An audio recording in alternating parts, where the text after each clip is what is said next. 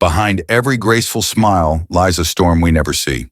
And for Janet Jackson, the youngest member of America's most famous musical dynasty, that storm raged for decades. How hard has it been for you then to be a Jackson? There are advantages and disadvantages. An advantage would be when I was into acting, I would never have to go out on calls. She sold over 100 million records. She broke racial and gender barriers in pop music. She became the definition of poise and power. But beneath all the choreography, the platinum records, and the fame, there was pain, control, betrayal, and a silence that spoke louder than any song she ever recorded. This is Janet Jackson, the silent storm behind the smile. Janet Jackson never asked for fame. It was inherited, the family business. By the time she could walk, her older brothers were already global icons. The Jackson Five weren't just a group, they were a cultural phenomenon. But in the Jackson household, success came with sacrifice. Joe Jackson, their father, was a disciplinarian who believed fear created greatness. He controlled everything, from rehearsal schedules to hairstyles. And for little Janet, there was no childhood. There were only expectations. She once said in an interview, "When I was growing up, I didn't get to make decisions for myself." That control seeped into every corner of her life. Even her first acting role on Good Times was chosen for her. The character Penny was an abused child, and ironically, it mirrored Janet's real-life sense of emotional confinement. She learned early that pain could be performed, but never spoken. By her late teens, Janet wanted freedom. She was tired of being Michael's sister, tired of being told what to wear, what to sing, who to love. So in 1986, she made the boldest move of her life, firing her father as her manager. That's when Control was born. The album wasn't just a hit, it was a manifesto. Every track was a declaration of independence. Nasty, a pushback against industry men who disrespected her. What have you done for me lately? A warning to users and manipulators. The pleasure principle. Self-worth before male validation. It was more than music. It was therapy. Janet was finally rewriting her narrative. She said, "I wanted to be my own person. I wanted to make my own choices." But while she was finding her voice, the industry and her family were still trying to keep her under control. At just 18, Janet secretly married James DeBarge, a young R&B singer from another famous musical family. The marriage was chaos from the start. James was battling drug addiction. The relationship was full of arguments, disappearances, and heartache. And then came the rumor. For decades, whispers circulated that Janet had a secret child with James, a child allegedly hidden from the public to protect her image and career. Some claimed her sister raised the baby. Others said the child was given up for adoption. Even years later, fans speculated about a young woman named Tiffany White who came forward claiming to be Janet's daughter. Janet always denied it, saying, "I could never keep a child from James. That's not who I am." But the damage was done. The media wouldn't let it go. Every interview, every comeback, that rumor shadowed her, a ghost from a marriage she tried to forget. And when the marriage was annulled in 1985, Janet was broken, emotionally and spiritually. But instead of collapsing, she turned the pain into art.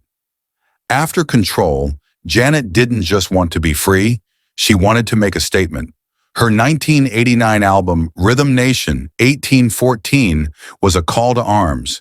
It tackled racism, poverty, and unity long before it was trendy. Songs like Black Cat, State of the World, and Rhythm Nation turned her into the voice of a generation.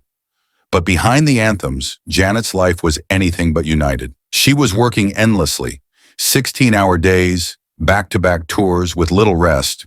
Her body started to break down. Friends said she became obsessed with perfection, controlling every detail of her image, her sound, her movement. She once confessed, "I felt like I had to prove myself twice as hard because I was a Black woman and a Jackson. And if you think that was tough, wait until you hear what the industry did to her next." By the early 90s, Janet had become a global superstar, but fame came with a microscope. Every magazine picked apart her weight, her looks, her relationships. They called her too sexy, too soft, too quiet. But Janet wasn't afraid of evolution. With her 1993 album, Janet, she embraced sensuality on her own terms. That's The Way Love Goes became a classic, and her confidence was magnetic. Still, the industry's obsession with her body created deep insecurity. She admitted, "There were times I didn't like my body. I'd see myself and cry." In private, she was battling depression and anxiety, even while performing for thousands. She was the image of perfection. But internally, she was unraveling. And as if that wasn't enough, Hollywood was about to turn her into a scapegoat. The Super Bowl halftime show, February 1st, 2004. Janet Jackson stood at the top of her career, performing alongside Justin Timberlake. Then in a split second, her world collapsed. During the final seconds of Rock Your Body, Timberlake pulled off part of her costume, exposing her on live television.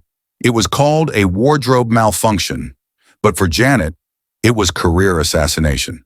The backlash was instant. MTV, CBS, and even Disney distanced themselves from her. Her upcoming album, Damita Jo, was blacklisted. Radio stations refused to play her songs. Meanwhile, Justin Timberlake, he apologized once, blamed the costume, and went on to win awards that same year.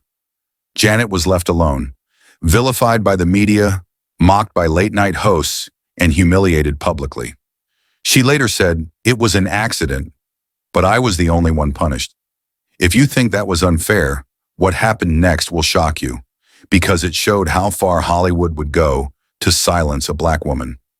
Behind closed doors, the message was clear. Janet was toxic.